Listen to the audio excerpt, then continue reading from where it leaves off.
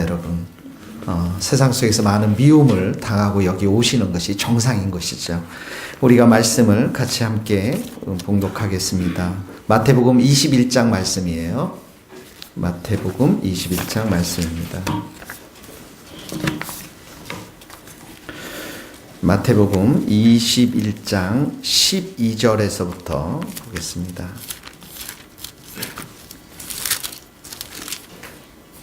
12절에서부터 17절 말씀 같이 한 목소리로 읽겠습니다. 시작.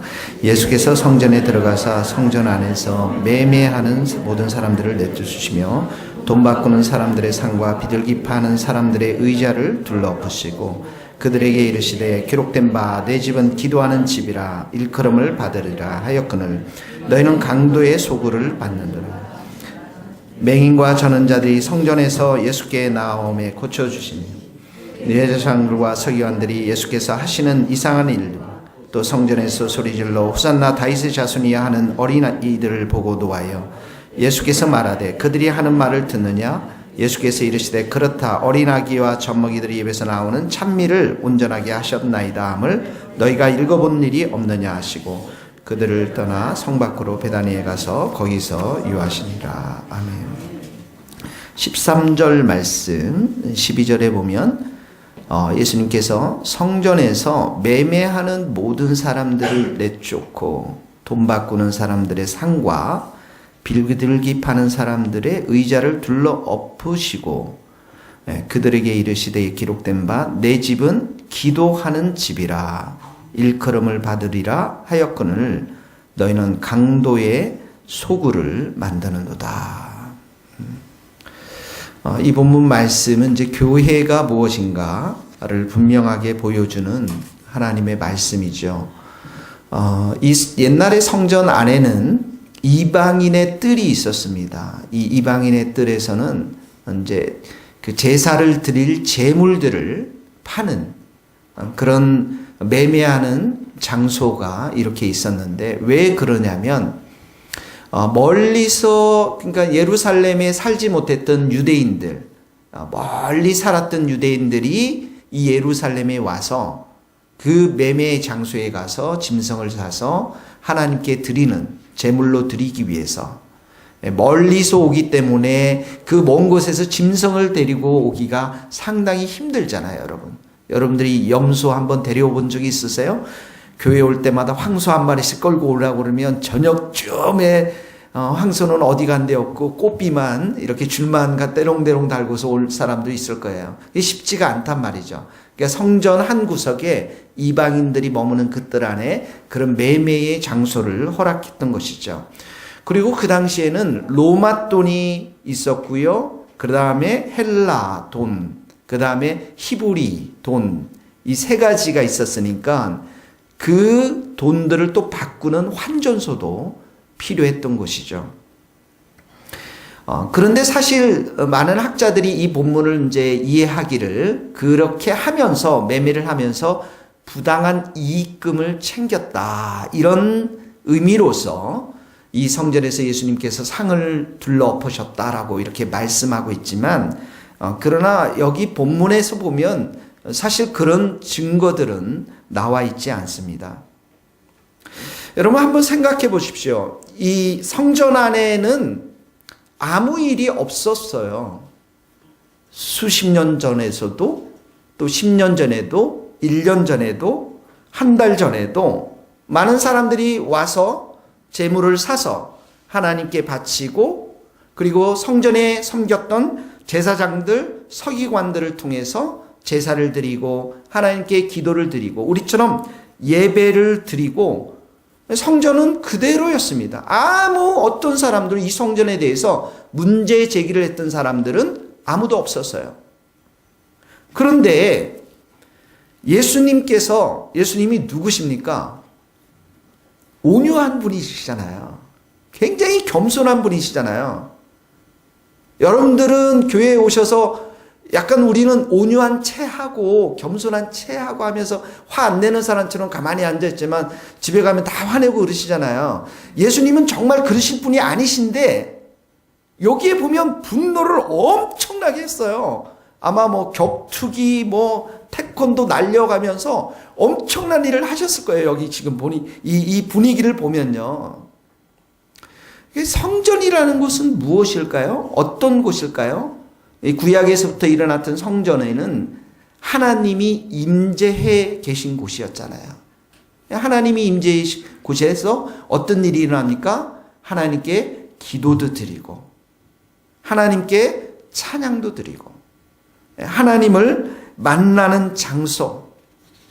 오늘 본문에도 보면 기도에 대한 얘기가 나오고 예수님께서 또 고쳐주시죠. 맹인과 전원 자들을 고쳐주시고 치유와 회복도 일어나고 그 일을 통해서 어린아이들이 어떻게 합니까? 하나님께 찬송을 드리고 찬미를 드리고 이런 아름다운 하나님을 만나서 하나님을 경배하고 예배드리고 은혜를 받고 치유와 회복이 일어나는 곳이 바로 이 성전인데 지금 예수님이 거룩한 분노를 이렇게 품을 수밖에 없는 게 뭐냐면 이런 일들이 중심이 돼야 될 이 성전이 매매가 이 상거래가 중심이 되고 있다라는 것이죠. 여러분 매매를 하면 뭐가 발생합니까? 이익이 발생합니다. 돈이 생겨나요. 사람들은 돈에 더 관심을 갖게 되었다라는 것이죠. 그러니까 이 성전이라는 곳이 이런 정말 기도하는 곳이고 찬양 드리고 찬미해 드리는 곳인데 돈에 더 관심을 많이 가지면서 예수님은 그들 안에 있는 탐욕, 그들 안에 있는 욕심, 이 성전을 강도의 소굴로 만들어둔. 이 강도는 누구입니까? 남의 집에 들어가서 남의 빌딩에 들어가서 어떻게 합니까? 귀한 돈들을 훔치는 사람들이죠. 탐욕에 의해서 욕심에 의해서 때로는 어떻게 합니까? 뭐 돈이 될 만한 폐물도 가져가고 그리고 때로는 폭력을 사용하는 것이죠. 돈이 되는 모든 것들을 가져가는 자들이 이 강도란 말이죠. 그러니까 성전이 이렇게 바뀌어버린 거예요. 하나님이 그들의 눈 가운데는 보이지가 않는다라는 것이죠.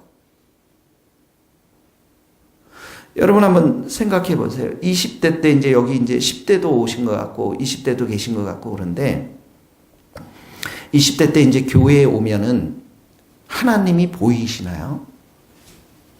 하나님이 보이는 게 아니라 예쁜 여학생들이 오늘도 왔는가 안 왔는가에 따라서 내 은혜의 충만함들이 막 넘쳐나는 거죠. 여러분들 무슨 얘기인지 잘 모르는 분들은 벌써 전설의 고향의 얘기가 된 것 같지만은 우리 한때는 그런 적이 있었잖아요, 여러분.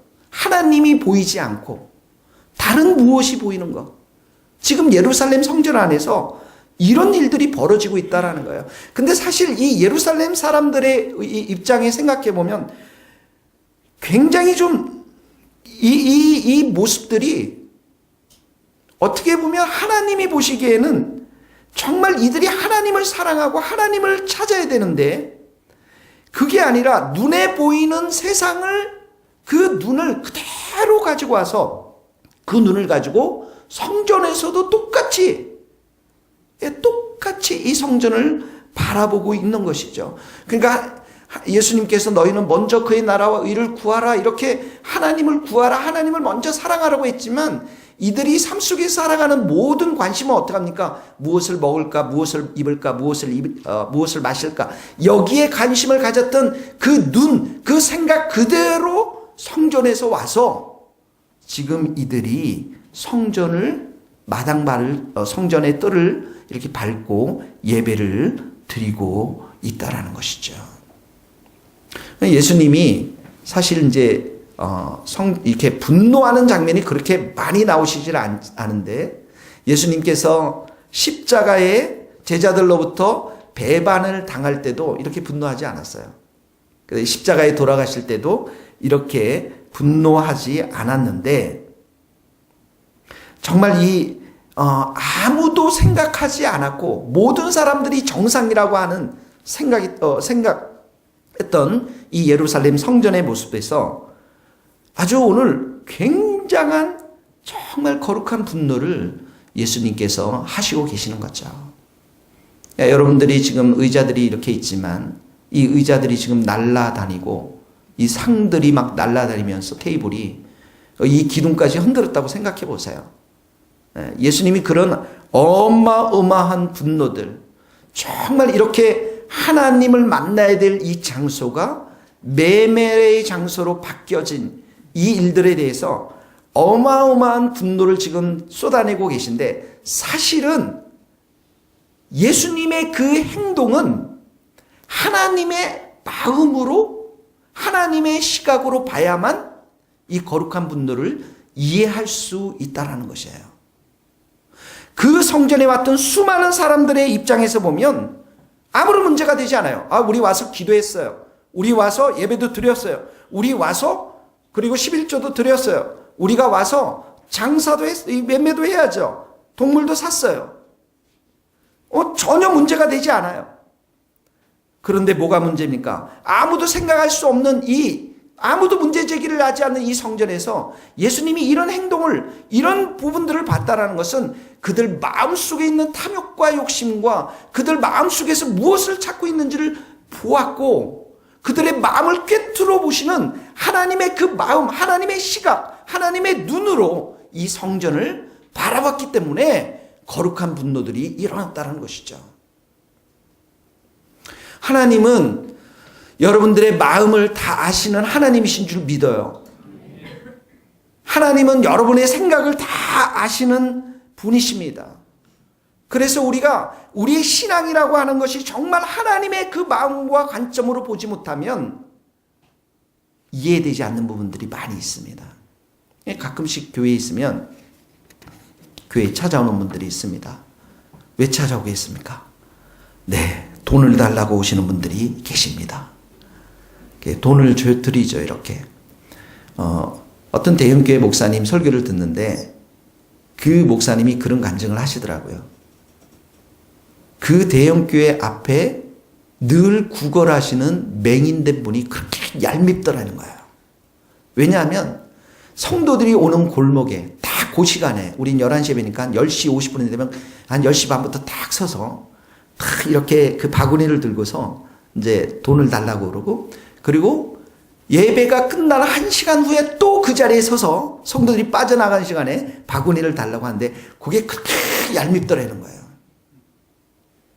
그러면서 여러분, 그분이 하시는 말씀이, 이건 지극히 나의 인간적인 생각이고 하나님의 관점에서 본다면 그 바구니에 누가 수표 놓는 사람이 있어요? 집문서 놓는 사람이 있어요? 개체봤자 1,000원이에요. 1,000원짜리들. 예. 그러면 그거라도 이 사람들이 풍성히 받아서 기쁨을 얻을 수 있다면 우리가 그 일을 해야 되는 거 아니겠습니까? 하나님의 마음, 하나님의 시각, 이 시각을 가지고 이 맹인을 보니까 긍휼한 마음들, 더 축복하고자 하는 마음들이 생겨난다라는 것이죠. 여러분, 우리가 신앙이라는 것은 이렇게 우리의 생각과 우리의 시각과 우리의 마음으로 교회를 바라보고 성도를 바라보고 하나님을 바라보는 것에서 하나님 중심으로, 하나님의 시각으로 바뀌어지는 것을 말하는 것입니다. 바뀌어지는 것을 말해요. 예수님이 베드로를 만났을 때 베드로가 누굽니까? 어부잖아요. 의부가 아니라 어부잖아요. 아주 유능한 어부잖아요. 그런데 어떡합니까? 밤새도록 가서 물고기를 잡으려고 했는데 한 마리 잡지 못했어요. 근데 예수님이 뭐라고 말씀합니까? 깊은 곳에 가서 그물을 던져봐라. 근데 이 어부의 이 경험과 생각으로는 깊은 곳에서 가면 고기가 잡힐까요? 안 잡힐까요? 안 잡혀요. 근데 베드로가 뭐라고 하니까 말씀에 의지해서 내가 해보겠습니다. 예, 내 생각과 내 시각으로는 도저히 고기가 잡힐 수 없는데 예수님께서 말씀하시니까 예수님의 시각을, 예수님의 마음을 내가 받아들여서 한번 던져보겠습니다. 던져봤는데 어떠면 그물이 어떡할까요? 그물이 찢어졌다고 성경은 들어요. 하도 잡혀서 찢어졌다는 거예요. 나의 시각은 이렇고 예수님의 시각은 이렇게 지금 다른 거예요. 성경에 이런 장면들이 굉장히 많이 나옵니다. 자기의 시각으로 가득 찬 종교인, 특별히 바리새인들이 이제 성전에 가서 기도할 때 어떻게 기도합니까? 하나님 아버지, 나는 정말 저 세리처럼 불의도 안 질렀고, 그 다음에 토색도 안 했고, 간음도 안 했습니다. 그리고 11조도 바쳤어요. 금식도 했습니다. 나는 정말 의롭습니다. 하나님 보시기에 얼마나 어렵습니까? 내 자랑할 것이 얼마나 많이 있습니까? 나의 신앙의 업적들 얼마나 많이 있습니까? 바리새인들은 철저하게 자기 생각으로, 자기 시각으로 신앙생활을 했는데, 세리는 어떡합니까? 감히 하늘도 바라보지 못하고 가슴을 치면서 불쌍히 여기소서, 내가 정말 죄인입니다, 이렇게 하나님 앞에서 고백했을 때 예수님의 평가가 어떻게 됐습니까? 누가 의롭다고 했습니까? 세리가 의롭다고 했어요. 철저하게 자기 시각, 자기 신앙 가운데, 자기 자랑 가운데 빠져 있었던 그 바리새인들은 의롭지 못하다라고 성경에서 예수님이 말씀하셨던 것이죠. 여러분, 예수님이 여러분들을 향해서 정말 원하는 게 무엇인 줄 아세요? 이 예배를 통해서 무엇을 원하시는 줄 아세요? 정말 상한 심령이에요. 상한 심령들. 통회하는 마음들. 예, 나로서는 안 된다. 아까 우리 소희자매 간증도 나왔죠? 내가 얼마나 형편없는 사람인지. 예. 그 말이 참 와닿더라고요. 저 신입사원을 어떻게 하면, 그 골탕 미국 어떻게 하면 정말 힘들게 할지, 이런 것들을 다 알고 있잖아요. 15년 다녔으니까.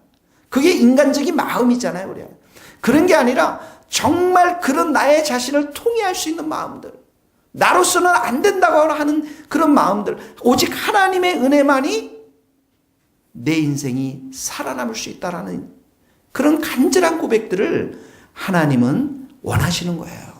거기 한번 읽어보겠습니다. 시편 51편 16절, 우리 주보에 나와 있는 말씀 한번 같이 읽겠습니다. 시작.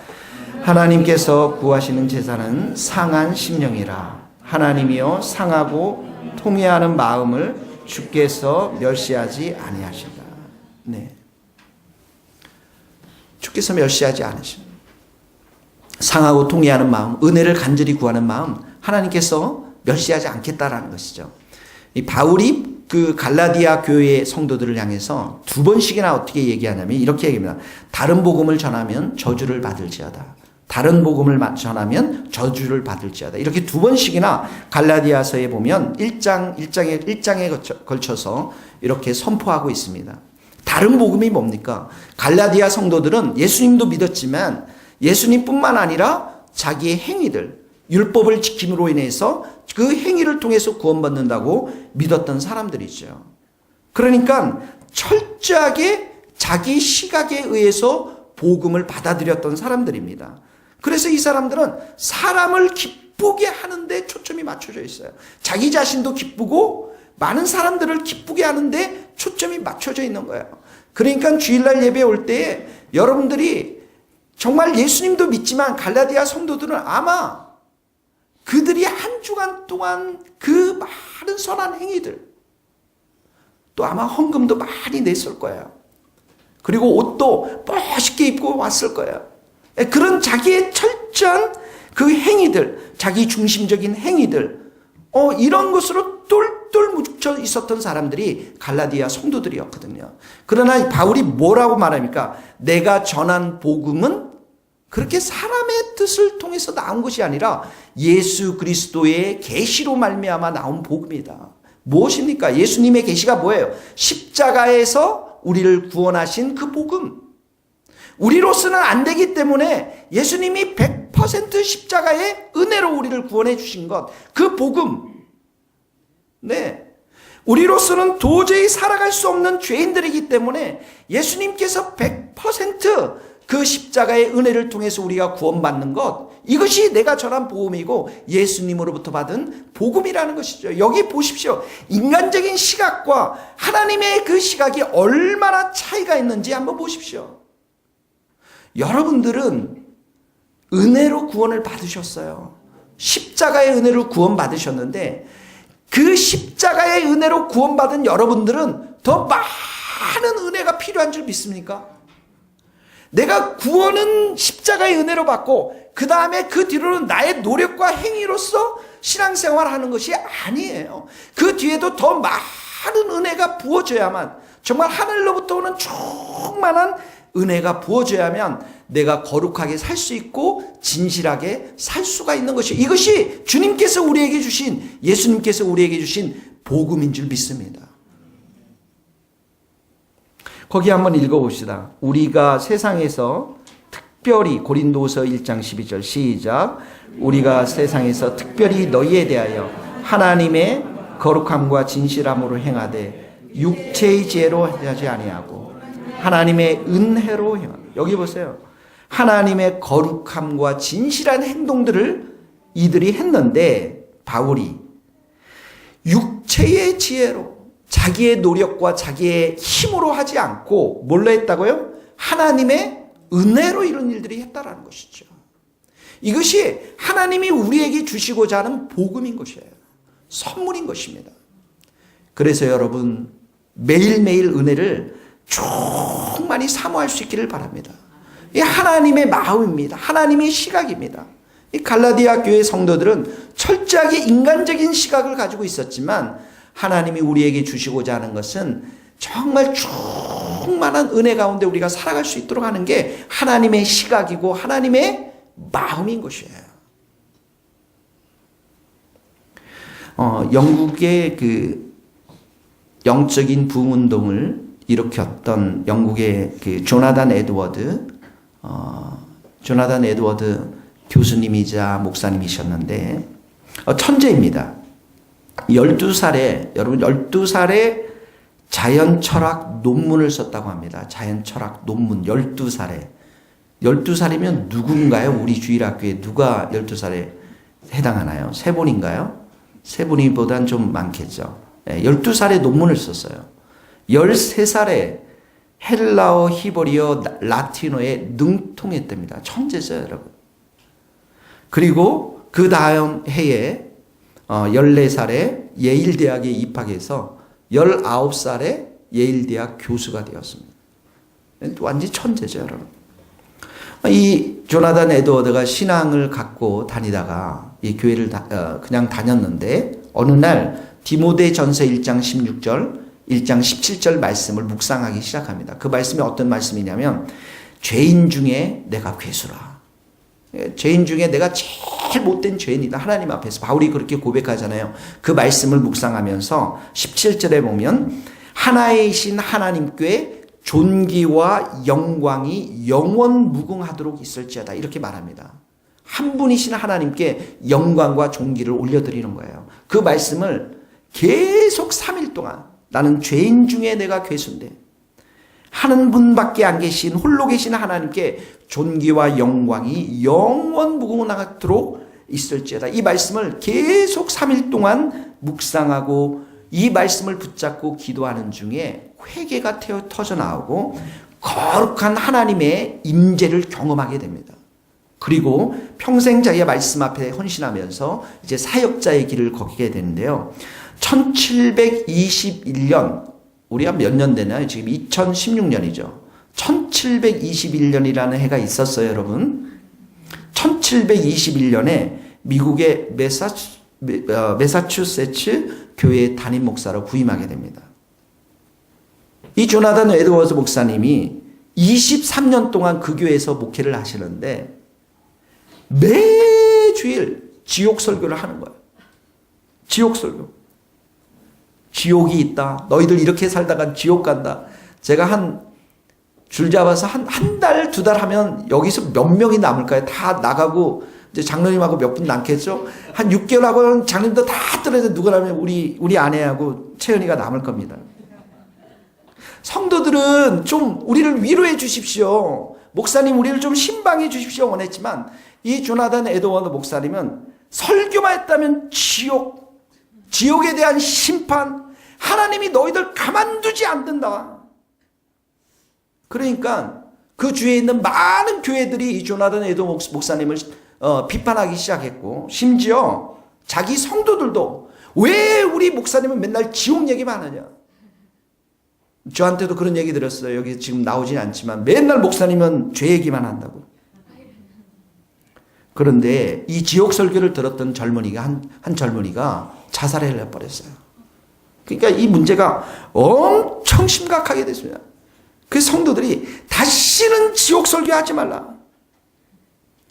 그래서 각서를 써라고 했는데 목사님께서 23년 동안 정들었던 교회를 떠나면서 나는 지옥의 설교를 하나님께서 하시라고 하셨기 때문에 그 지옥에 대한 하나님의 이 준엄한 말씀, 이 시대를 향한 하나님의 심판의 말씀, 이 하나님의 마음을 내가 너희들에게 전하지 못한다면 나는 교회를 떠날 수밖에 없다.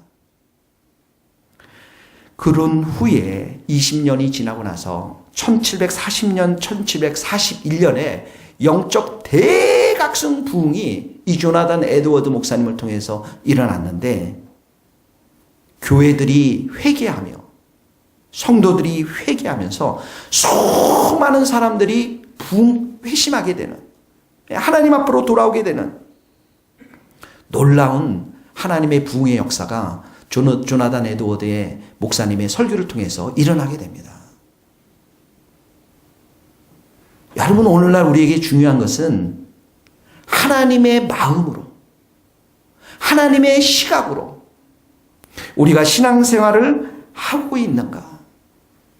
하나님의 마음으로, 하나님의 시각으로 교회를 향해서 아픔을 가지고 기도하고 있는가? 신앙생활하고 있는가? 이런 자들을 향해서 하나님은 은혜를 주시고 하나님은 역사해 주시는 줄 믿습니다. 하나님의 힘이 없는 게 아니에요. 하나님의 능력이 없는 게 아니에요. 얼마나 우리 성도들이 하나님의 이러한 시각을 가지고 이러한 마음을 가지고 내가 신앙생활을 하고 있는가?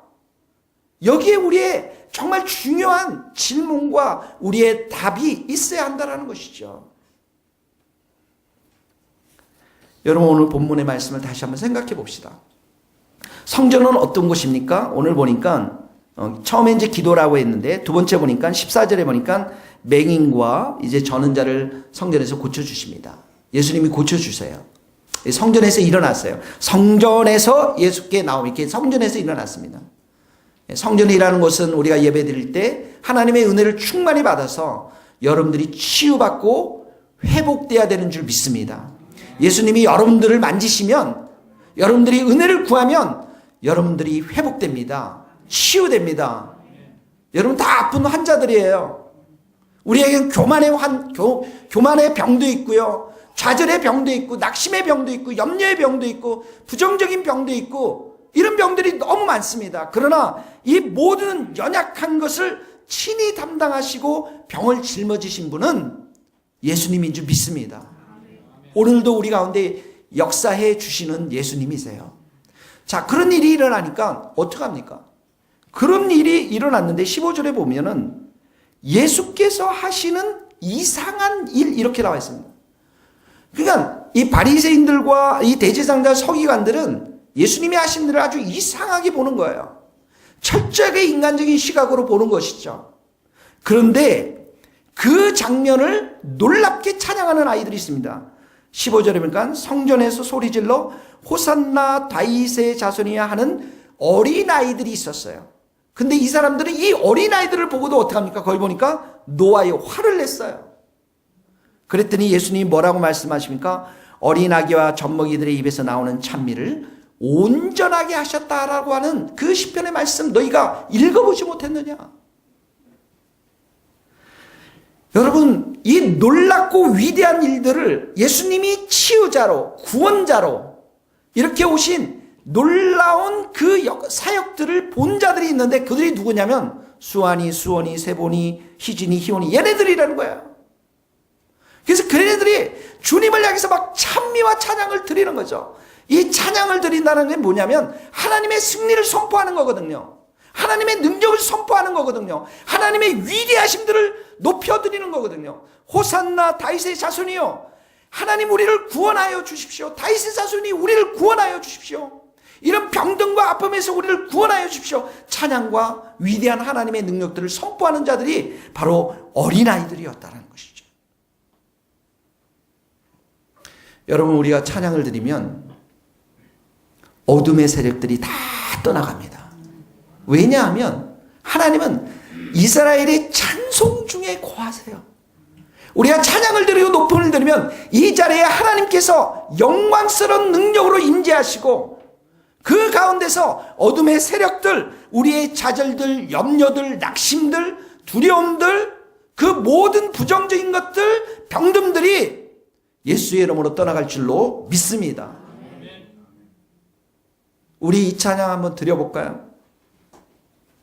79장 한번 찬송 한번 드려볼까요? 79장 찬송. 주님의 높고 위대하심을 한번 우리 후렴 한번 불러보시고 제가 가사를 들을 테니까 한번 불러봅시다. 주님의 높고 위대하심을.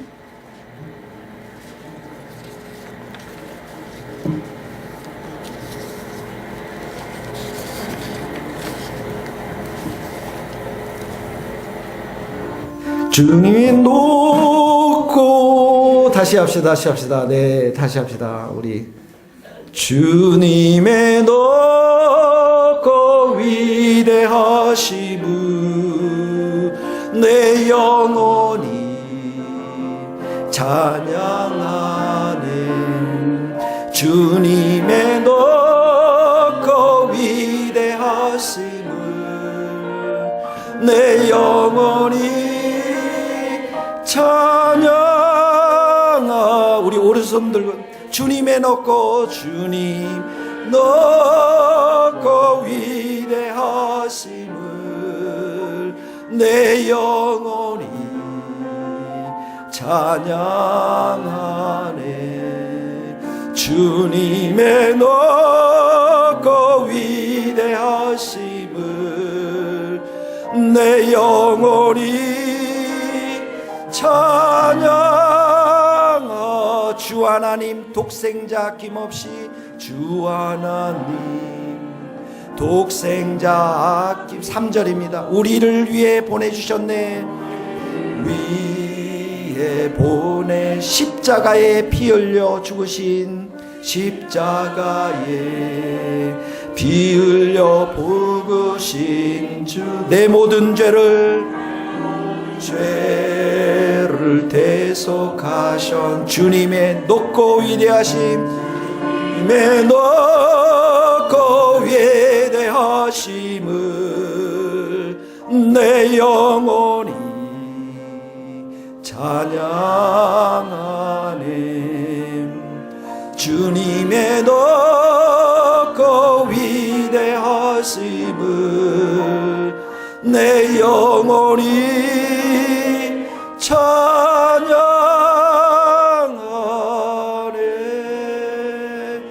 주님의 높고 위대하심을 내 영혼이 찬양하리. 주님의 높고 위대하심을 내 영혼이 찬양하네.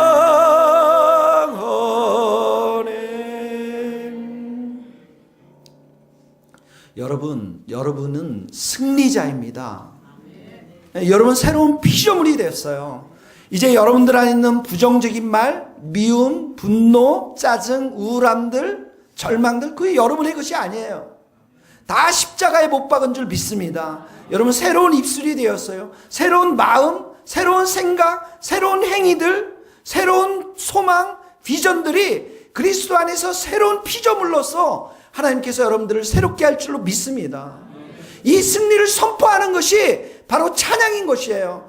요한계시록 4장 5장에 지금의 천상교회에서 하늘에서 위대한 그 하나님을 능력의 하나님을 어린 양 예수 그리스도들을 수많은 수천의 수만의 천사들과 성도들이 찬양과 경배와 영광을 돌리는 것이죠. 그래서 여러분 우리가 그 천상의 찬양의 집을 이 교회 우리 주님의 새 교회를 통해서 세워줄 줄로 믿습니다. 하나님의 위대하심을 노래하는 것이기 때문에 우리가 찬양을 하면, 여러분 지금 상황이 힘들죠? 마음이 어려움있죠? 그렇지만 내가 그런 소망, 그런 자리에 머물지 않고 소망을 가지고 하나님을 더욱더 찬송하면 하나님이 여러분들에게 기쁨의 소식을 줄 믿습니다. 새 일을 행하신다고요. 광야에 길을 내시고 사막에 강을 내셔서 하나님 반드시 뭐라고 말씀해요? 이 백성은 나를 위하여 지었나니 나를 찬송하게 하려 함이라. 하나님께서 위대하시기 때문에 그런 일들을 행하시는 거예요. 그래서 여러분 절망하지 말고 소망을 가지세요. 절망이 더 찾아오면, 어둠이 더 찾아오면 그때 더 여러분 크게 소망을 가지시고 그 소망에 찬송을 더해서 위대하신 하나님을 노래하십시오. 하나님이 한 번만 여러분들 만져주시면 역전시킬 줄 믿습니다. 새롭게 행할 줄 믿어요. 거기 한번 읽어보겠습니다. 시편 8절 2절 한번 읽어봅시다. 주의 대적으로, 시작. 주의 대적으로 말미암아 어린아이들과 젖먹이들의 이불에 권능을 세우시며 이는 원수들과 보복자들을 잠잠하게 하려 하심이니라. 시편 71편 나는 항상 소망을 품고 주를 더욱 찬송하리라. 여기 보세요. 어린아이들과 젖먹이들의 입으로 찬양을 하겠다고 했는데 여기는 권능을 세웠다고 했어요. 그랬더니 악한 마귀의 대적들이 잠잠했다고 했습니다. 우리가 찬양을 드리고 우리가 하나님의 위대하심을 높여드리면 여러분들을 힘들게 하는 그 마귀의 대적 세력들이 다 잠잠게 되고 떠나갈 줄로 믿습니다. 그러나 여러분들이 침묵하면 이 더러운 귀신들이 여러분들을 끊임없이 조종을 하세요. 끊임없이 부정적인 말을 하고 끊임없이 더러운 말들을 해가게 하고. 여러분, 성전은 이렇게 하나님의 위대하심을 노래할 뿐만 아니라 오늘 말씀의 핵심입니다. 성전은 기도하는 집이라. 기도하는 집이라. 기도는 성도들을 위한 위대한 하나님의 역사인 것입니다. 역사인 것이에요. 우리가 읽었던 이 본문의 말씀 조금만 뒤로 가면 산 얘기가 나옵니다. 산이 무너지게 하는 것, 기도의 능력을 통해서 이루어지는 것입니다. 여러분, 우리에게는 어떤 산이 있어요? 따라해 보세요. 산, 개, 청계산이 있어요. 이 기도로 무너뜨려야 됩니다. 기도로 무너뜨려야 돼요. 마태복음 21장 21절 한번 읽어봅시다. 예수께서, 시작. 예수께서 대답하여 이르시되 내가 진실로 너희에게 이르노니 만일 너희가 믿음이 있고 의심하지 아니하면 이 무화과나무에 된 이런 일만 뿐만 아니라 이 산더러 들려 바다에 던지라 하여 할 것이요 너희가 기도할 때 무엇이든지 믿고 구하는 것은 다 받으리. 산더러 들려서 바다에 던져라. 예, 여러분, 산들이 다 있죠. 지난주에 뭐라고 그랬어요? 목숨을 건 기도 제목 좀 가지고 기도하라고. 예? 도저히 이 무너질 수 없는 그런 산들 있잖아요. 그런 산들을 가지고 기도할 수 있기를 바라요. 믿음을 가지고 기도하면 성경에 나와 있잖아요. 다 받을 것이다라고. 지난주에 어떤 권사님 얘기를 들었어요. 불치병 걸리셨대요. 우리 교회 권사님 얘기 아니고요. 그랬더니 이분이 다 싫다는 거예요. 하나님 왜 하필이면 나에게 이런 병 주냐고. 교회 가기도 싫다. 목사님이 가서 예배를 드리니 아이고 그 목사들 다 형식적인 예배다. 오지도 마라. 신앙을 다 팽개쳐 버리고 다 헛것이다. 권사님이세요. 마태복음 15장 28절을 가나안 여인 알잖아요. 딸이 귀신 들렸을 때 뭐라고 했습니까? 주님을 매달리잖아요. 도와달라고. 예수님이 여자여 하면서 엄청나게 놀랐잖아요. 내 믿음이 크도다. 내 소원대로 되리라. 그 딸이 나았잖아요. 누가 믿음 있는 자입니까? 누가 믿음 있는 자예요, 여러분? 믿음을 하나님께서는 여러분들을 보세요. 그 충만한 은혜는 우리의 믿음의 관을 통해서 들어온다고요. 그 충만한 은혜는 우리의 믿음에 실린 기도를 통해서 들어온다고요. 거기 마태복음 24장 한번 읽어봅시다. 충성되고 지혜 있는 종이 되어, 같이 시작. 충성되고 지혜 있는 종이 되어 주인에게 그 집 사람들을 맡아 때를 따라 양식을 나눠줄 자가 누구냐? 주인이 올 때 그 종이 이렇게 하는 것을 보면 그 종이 복이 있으리로다. 내가 진실로 너희에게 이르노니 주인이 그의 모든 소유를 그에게만. 이 재림 얘기예요. 재림 전에 예수님이 이 비유를 주셨어요. 충성되고 지혜 있는 종은 누구냐? 예, 여기 보세요. 여기 보면은 주인이 그 모든 소유, 하나님은 모든 소유, 많은 것에 풍성하신 하나님이십니다. 그 부여하신 하나님께서 누구에게 그 모든 소유를 맡긴다고요? 충성되고 지혜 있는 종인데, 그 뒤에 보면 때를 따라 양식을 나눠주는 사람들. 때를 따라 양식을 나눠주는 사람. 이 양식이 뭐예요, 여러분? 이 양식이 뭡니까? 말씀도 되고, 사랑도 되고, 긍휼도 되고, 선한 일도 되고, 재정도 되고, 복음의 진리. 이 모든 것들을 나눠주는 자들에게 더 모든 것을, 여기 보면 그런 자들이 복이 있다라고 했죠. 주인이, 하나님이 더 많은 소유로 그들에게 맡겨주겠다는 거예요. 내가 사랑을 10을 나눠주면 복이 있다. 내가 20을 주겠다라는 거예요. 내가 기도로 정말 다른 사람을 섬기면 하나님께서 복이 있다. 더 많은 성령의 은혜로 기도할 능력을 주시겠다라는 거예요. 내가 가지고 있는 재정을 가지고 정말 다른 사람들을 섬기면 너 복이 있다. 더 많은 재정으로 우리를 채워주시겠다라는 거예요. 잘 보세요, 여러분. 하나님이 여러분 왜 고난을 주시는지 아세요? 이상희 목사가 고난을 많이 받는 사람이기 때문에 이 교회 성도들도 고난을 많이 받는다는 말은 맞아요. 그러나 고난을 주는 의미가 있어요. 여러분 고난이 없으면 하나님을 전심으로 살아가지 않습니다. 고난이 없으면 하나님을 전심으로 의지하지 않습니다. 그래서 정금 같은 믿음은 고난을 통해서 나오는 거예요. 근데 그 고난의 자리에만 멈춰서면 안 돼요.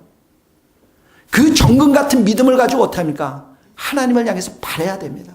구해야 돼요. 믿음으로 구해야 된다고요. 하나님, 나에게 정말 이런 부분들 주님의 나라를 위해서 사용하겠으니 허락해 주십시오. 사랑을 주십시오. 성령의 충만한 은혜를 주십시오. 나의 일터를 축복해 주십시오. 구해야 된다고요. 믿음으로 간절히 바라야 된다고요. 그래서 하나님은 우리에게 축복도 주시기를 원하지만 겸하에 뭘 줍니까? 박해를 주세요. 고난을 주세요. 그게 없으면 하나님의 축복을 우리는 나의 이익과 나의 삶을 위해서 사용하기 때문에 타락할 수밖에 없다라는 것이죠. 거기 한번 읽어봅시다. 마가복음 10장 예수께서 시작. 예수께서 이르시되 내가 진실로 너희에게 이르노니 나와 복음을 위하여 집이나 형제나 자매나 어미나 아버지나 자식이나 전토를 벌이지 않은 현세에 있어 집과 형제와 자매와 어머니와 자식과 전토를 100배나 받되 박해를 겸하여 받고. 현세라고 그랬어요. 현세. 집을 100채 받는다는 거예요. 별로 여러분들이 기뻐하지 않는 것 같은데. 형제와 자매, 어머니, 전토 여러분 있어요? 전토 없어요. 100배 주시겠다는 거예요. 근데 뭘 같이 준다고요? 박해를, 고난을 같이 주는 거예요. 왜 그렇습니까? 그게 있어야 이 100배 되는 축복이 내 것이 아니라 하나님의 소유임을 인정하면서 여러분들이 믿음의 길을 걸어갈 수 있는 거예요. 100배 축복하면 여러분들이 금요철야 나오겠어요? 새벽기도 나올 수 있을 것 같아요? 100배의 축복을 받아도 나올 수 있기를 바랍니다. 나와야 해요. 기도해야 하고. 그래서 사랑하는 성도 여러분, 여러분들이 정말 산을 움직일 수 있는 그 간절한 하나님만을 바라는 그런 믿음의 기도가 여러분 개인과 여러분 일터와 가정과 우리 교회 가운데도 있게 되기를 주님의 이름으로 축복합니다. 목숨을 건 기도 제목, 불가능한 기도 제목, 이 기도 제목을 가지고 하나님 앞에 간절히 바랄 수 있는 우리가 되기를 바라요. 두 번째로 왜 성전의 기도가 중요합니까? 두 번째는 왜 그러냐면 성령을 의지해서 교회를 통해서 그리스도의 영광이 충만히 드러나기 때문에 그렇습니다. 교회는 하나님의 영광, 예수 그리스도의 영광이 충만히 드러나면서 복음이 전파돼야 됩니다. 근데 이 일은 우리가 오직 기도할 때, 성령으로 충만할 때만 이런 일들이 일어나는 것이죠. 여러분, 초대교회 이렇게 사도행전에 보면 사도들이 감옥에 들어갔잖아요. 감옥에 들어가서 그들이 한 일이 무엇인 줄 아십니까? 우리가 한번 회의를 해봅시다. 베드로에게 누가 점심은 갖다 주고, 그리고 베드로 가족들은 누가 돌보고, 그러면 우리가 청와대에 있는 누구한테 부탁을 해서 어떻게 끄집을, 이러지 않았어요. 그 어려움 속에서 이들이 한 것은 기도를 통한 정면 돌파였어요. 정면 돌파였다고요. 기도를 통해서 정면으로 승부를 걸었어요. 거기 한번 읽어봅시다. 같이. 사도행전 4장. 주여 이제는 시작. 주여 이제도 그들의 위협함을 굽어보시옵고 또 종들로 하여금 담대히 하나님의 말씀을 전하게 하여 주시오며 손을 내밀어 병을 낫게 하시고 표적과 기사가 거룩한 종 예수의 이름으로 이루어지게 하옵소서. 빌기를 다음에 모인 곳이 진동하더니 무리가 다 성령의 충만함을 받고 담대히 하나님의 말씀을 전하니라. 빌기를 다 했어요. 기도를 다 했고 하나님의 말씀을 담대히 선포하며 나갔습니다. 그리스도의 영광이 드러나는 것이죠. 여러분, 기도는 영적인 일이고 그래서 쉽지가 않아요. 육적인 일들은 쉽습니다. 여러분, 여기서 먹는 거 어려워하시는 분 없죠? 여행 가는 거, 저와 함께 스코틀랜드로 여행 가기를 원하시는 분, 그것도 돈을 내가 다 대준다고 한다면 갈 사람 없어요. 아멘을 수십 번 외칠 겁니다. 그리고 저는 6개월 동안 여러분의 많은 사랑을 받고 지낼 수도 있을 것 같아요. 육적인 일은 힘든 게 아니에요. 그러나 기도는 영적인 일이에요. 그래서 힘든 거예요. 금요철에 한번 오기에 얼마나 어렵습니까? 새벽 기도 한번 오는 게 쉬웠나요? 얼마나 많은 이유들이 있고 얼마나 많은 방해들이 있는데요. 그러나 그것을 뚫고 나갈 때, 특별히 공동체로 모여서 우리가 뚫고 기도할 때 하나님이 우리를 통해서 그리스도의 영광을 이 교회를 통해서 크게 보여줄 줄로 믿습니다. 전도의 역사, 선교의 역사, 구원의 역사, 수많은 이런 역사 뒤에는 기도가 있었어요. 기도가.